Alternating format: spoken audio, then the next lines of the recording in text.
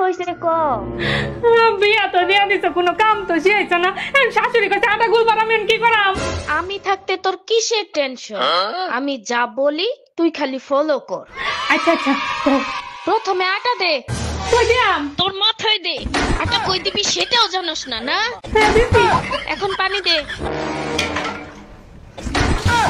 হাত দিয়া দেখ শক্ত হইছে না নরম।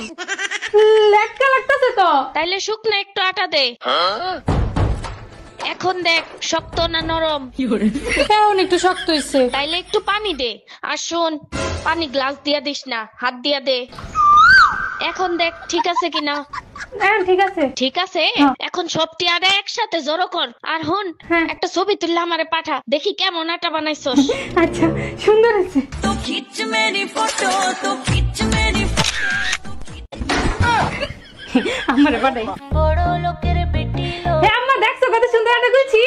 ঘন্টা হইছে, তোর জন্ম দিয়েই ভুল হইছে। শোন দেখ।